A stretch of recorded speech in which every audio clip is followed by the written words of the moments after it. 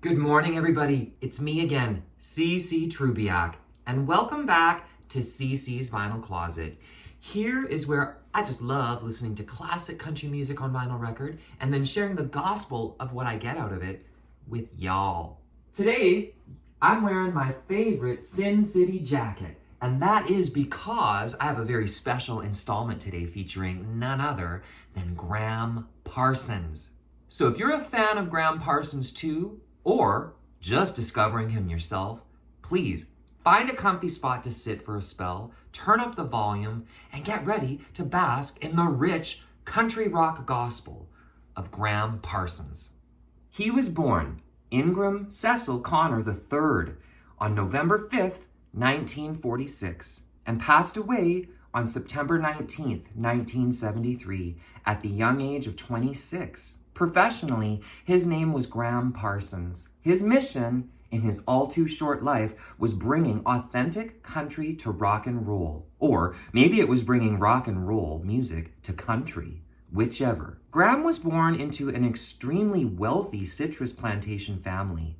And tragically, both of his parents died young due to a plethora of alcohol-related problems. In fact, Graham's mother, Avis, died at 38 years old on the day that Graham graduated high school. His stepfather would raise Graham and his siblings in Florida. Graham was a very headstrong teenager, and he was totally obsessed with the music of Elvis Presley. And honestly, the long and the short is that over the years, he would go on to play in a succession of rock and roll, folk, rhythm and blues bands, including the International Submarine Band, the Byrds, and the Flying Burrito Brothers.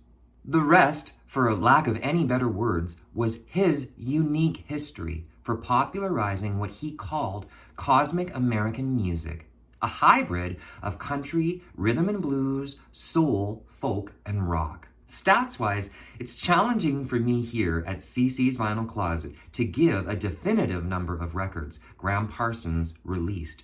But as best as I can say, between 1968 to 2018, and all the various bands and solo work, he released approximately 17 works, most posthumously. Here in my own collection, I am so glad to possess a nice, healthy bunch that cover solo territory as well as his work with the Flying Burrito Brothers and the Byrds, 1968's Sweetheart of the Rodeo, and 1969's The Gilded Palace of Sin were both, respectively, my entry points to Graham Parsons years back, and I love both of these works.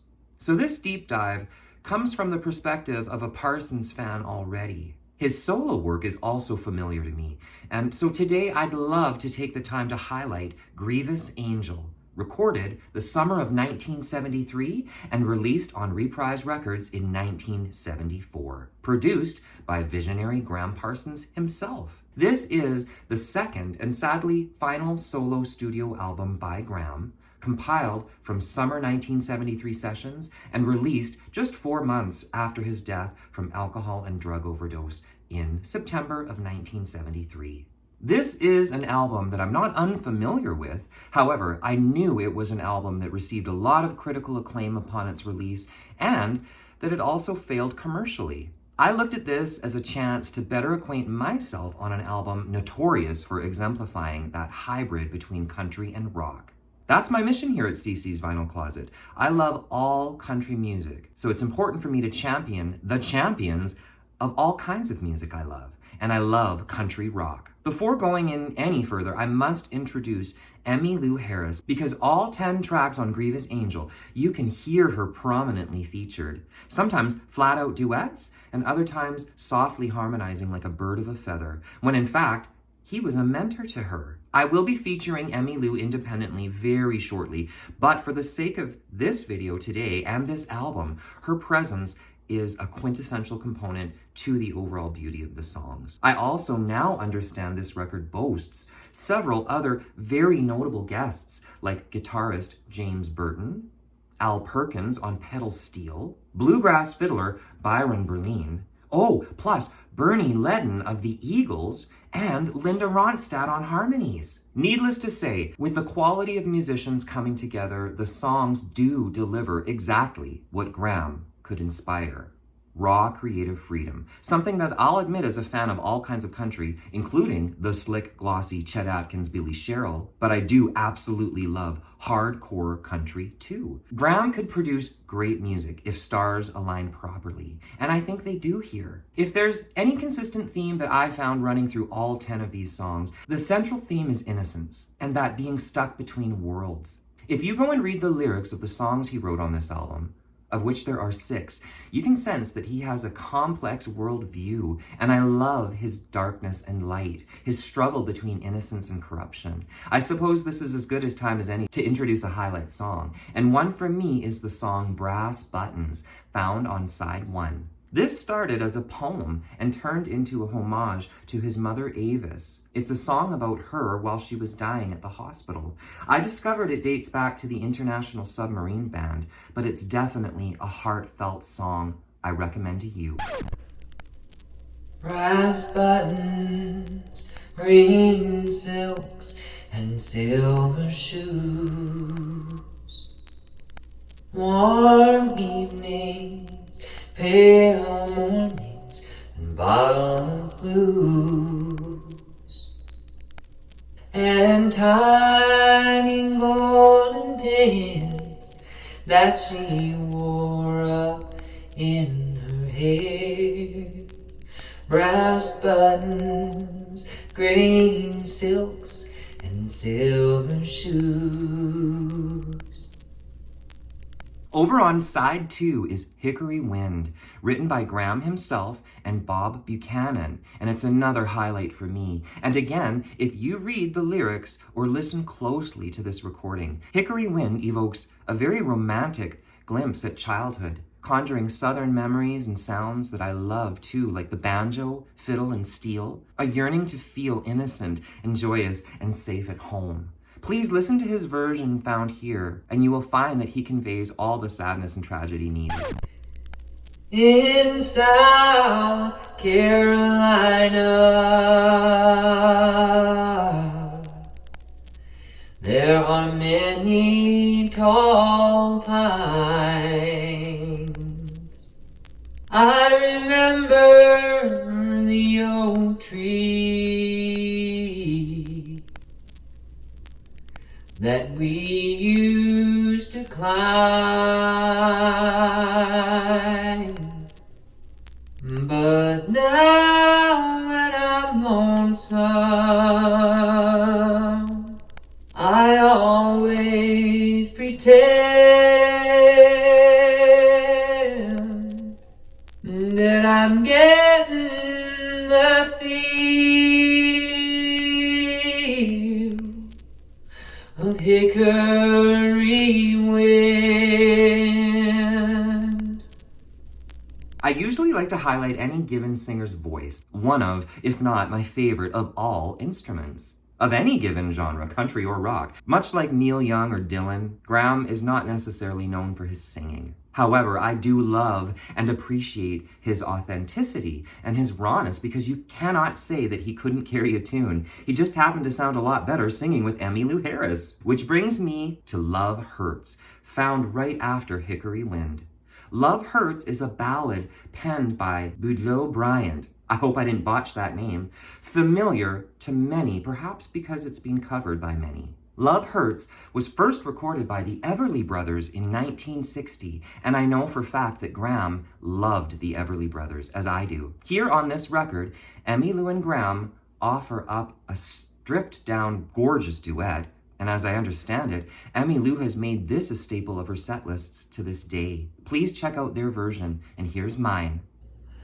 Love hurts, love scars, love wounds and mars any heart not tough nor strong enough to take a lot of pain, take a lot of pain.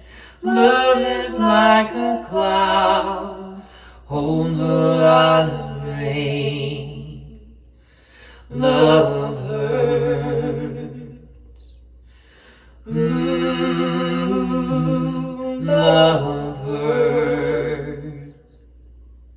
really are no shortage of songs to enjoy on this album, from the openers, Return of the Grievous Angel, and the beautiful love ballad, Hearts on Fire. You get a fine opening to the vibe that he's setting for the entire scene.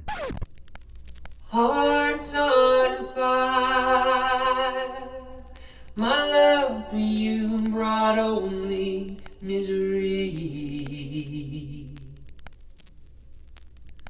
Hearts on fire, put out the flames and set this cold heart free. Song after song is just a window point of view into the world via Graham. And somehow, he even stops a little while to take a break from the pains to enjoy Sin City with that famous song, Las Vegas. Ooh, Las Vegas ain't no place for a poor boy like me. Ooh, Las Vegas ain't no place for a poor boy like me. Every time I hit your Crystal City, you know you're gonna make a wreck out of me. The whole album is worth anyone's listen, truly. The closer, In My Hour of Darkness, is a very bittersweet yet appropriate way to wrap up Grievous Angel, an album that to me ultimately showcases his unique dark and melancholy brand of country and rock. It's the Deep South meets LA meets Nashville and a splash of Bakersfield. I have fallen in love with his music. It speaks and it resonates, and I can completely understand how it went on to do so for many others, legions of artists, musicians, and fans alike. Of course, Emmylou Harris champions his music ever since he became another casualty of rock and roll. And I too will go on championing his music and listening to more of these records, cherishing all the gold that I can glean from it. So that wraps up today's installment featuring Graham Parsons' Grievous Angel. Thank you so much for watching. Please hit that like and subscribe button for me, and stay tuned for next week's episode of CC's Vinyl Closet. Until next time, take care of you and take sweet comfort in the music.